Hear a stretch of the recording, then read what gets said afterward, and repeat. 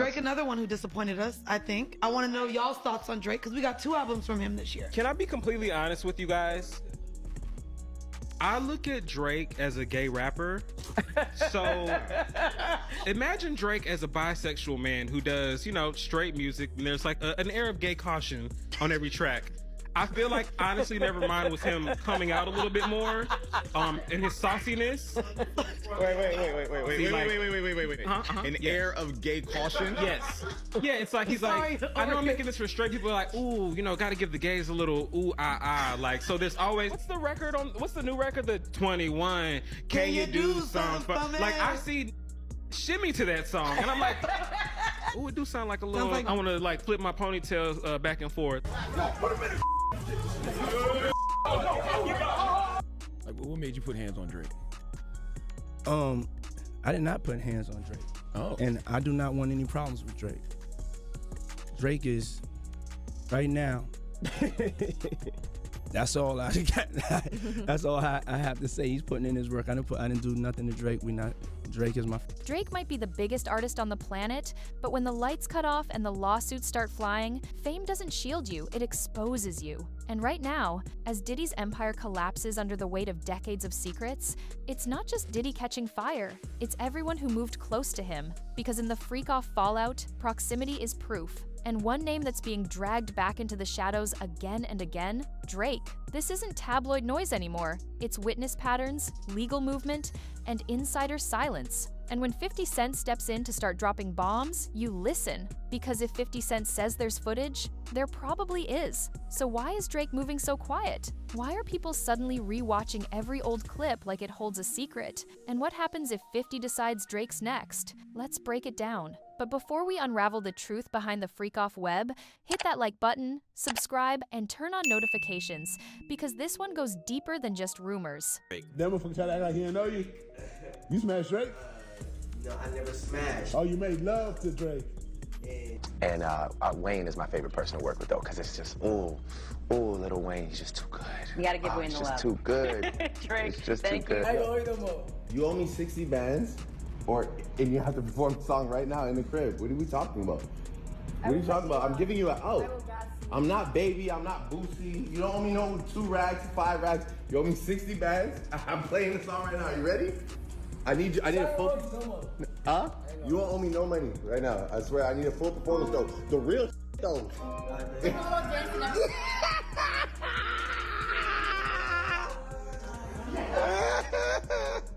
I'm serious. You just gotta be ready.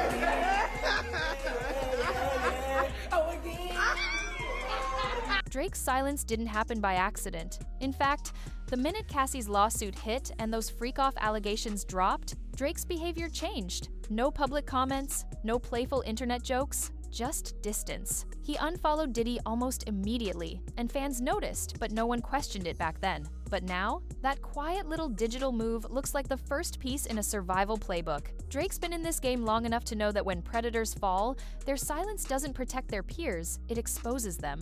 And Diddy's not just falling, he's crashing. Lawsuits, raids, leaked footage, and a public appetite for accountability that's hungry for names. Drake saw the writing on the wall. That's why he's not defending, denying, or deflecting. He's ghosting, pulling back, playing chess. But the problem is, this isn't just about what you say, it's about where you were and who saw you. Because people forget Drake and Diddy were tight, not publicly messy, but low-key connected. Studio sessions, event appearances, business deals. Even when their public beef supposedly ended, the industry ties remained. But now that we know about the alleged Freakoff culture, those connections feel different. These weren't just parties, they were recruiting grounds. I remember when I was about like 17 years old, I was in a parking lot. I was watching Jay-Z do a show for an event at the time that was called Rock the Caravana. It was like the first time Jay-Z had ever really like come to the city and shown us love. And I was with one of my friends from school, and I was in the parking lot, and I'll never forget, we were watching. For me, that was really a moment that unlocked something in my mind. It made me realize that all this is possible, you know? So I want to thank, Allegedly. Allegations say men in power leveraged access, music opportunities, and fame as bait. The lawsuits describe systems of grooming under the mask of mentorship, and Drake, at one point, was right in the orbit. So when fans look back at those old Diddy Drake moments, they're not seeing hip-hop camaraderie, they're seeing breadcrumbs. And the most alarming part? The beat that supposedly started their beef 0 to 100 was never the real issue. That was just the excuse. What if the real reason Drake cut ties was because he saw something he wasn't supposed to? Or worse, got asked to play a role he didn't want to play? Then came Orlando Brown. Say what you want about him, yes. He's chaotic, yes. He's unpredictable, but sometimes chaos tells the truth before order catches up.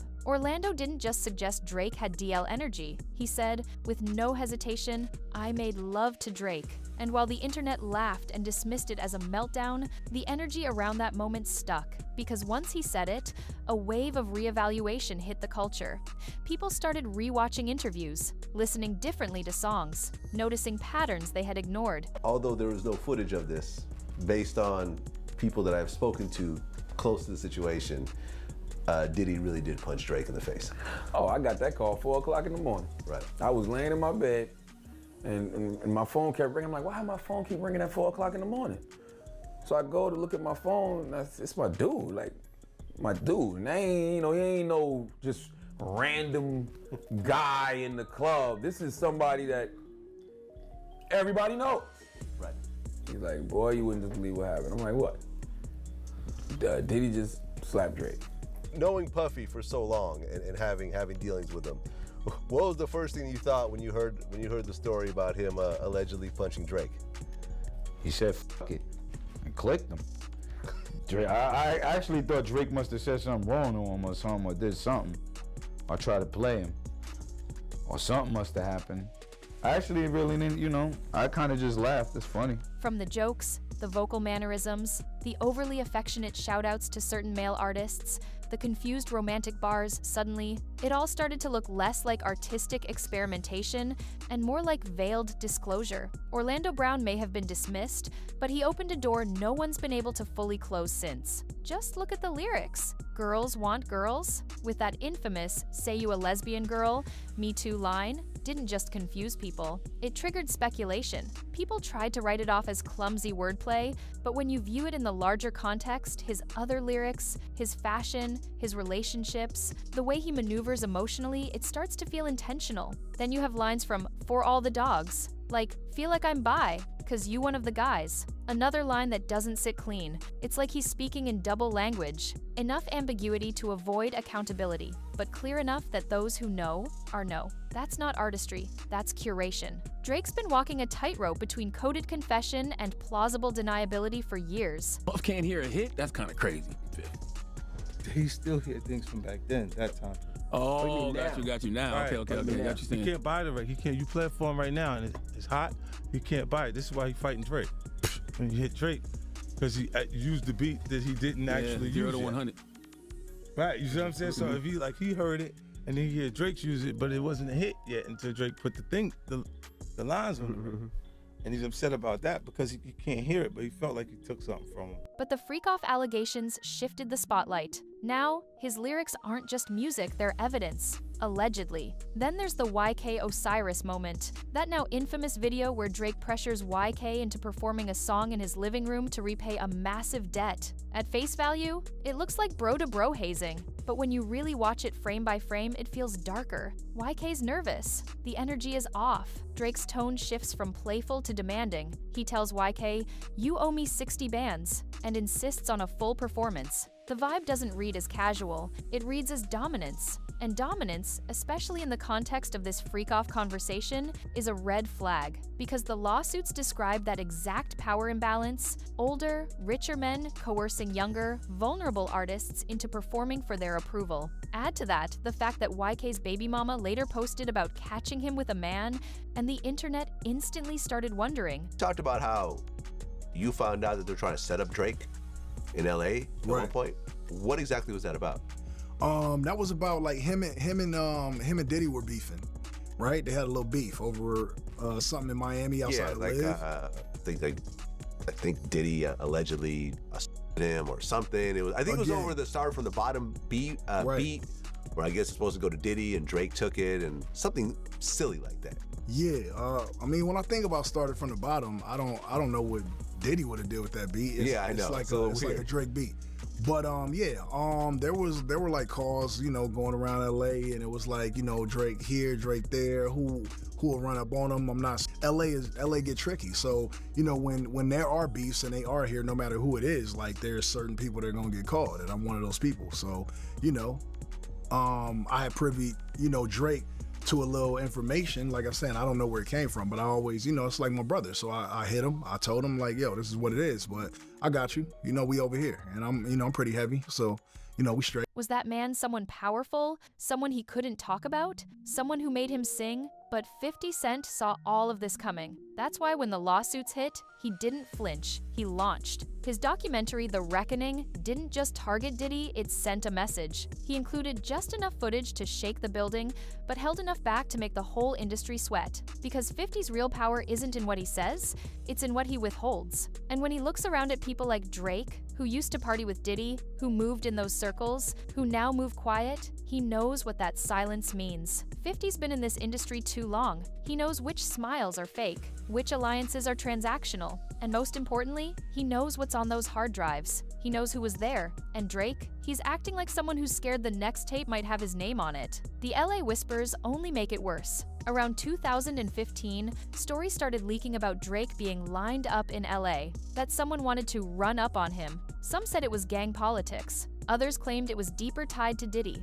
The rumor was that after the Miami slap incident, Diddy's ego couldn't take the embarrassment, and in retaliation, he made calls. The whispers suggested that Drake was a target not necessarily for violence, but for humiliation. And in a city like LA, where power is currency and silence is safety, those kinds of rumors don't die, they echo. Drake reacted fast. He started hanging with the game, a known street-validated force. They shot a video in Compton. But even there, Drake panicked. Whack 100 said he saw some faces on set he didn't recognize and immediately dipped, thinking he was being lined up. That's not paranoia, that's PTSD. Drake's not afraid of fans. He's afraid of someone inside the game turning on him. Then comes Jay-Z, the godfather figure of Drake's origin story, and his verse on "Light Up" keeps coming back into focus. Jay told him, "They'll come at you in disguise, in the form of a favor." At the time, it felt like lyrical advice, but now it feels like a coded survival manual. The lawsuits make it clear.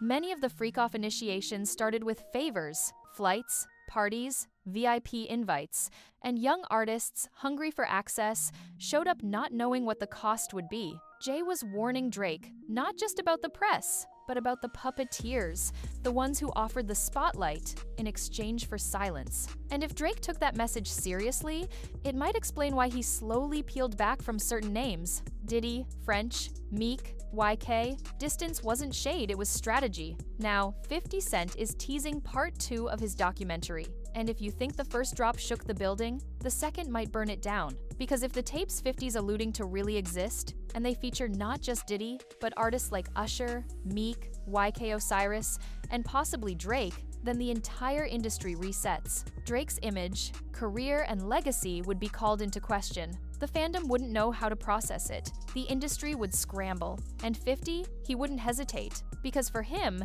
this isn't about clout, it's about vengeance. He's been waiting to tear down the fake. And Drake, whether willingly or not, might have stood too close to the flames for too long. If he's on those tapes or even near them, there's no hiding. No PR statement, no ghostwriting, no Toronto charm, just silence. And when silence meets footage, the truth speaks louder than anyone.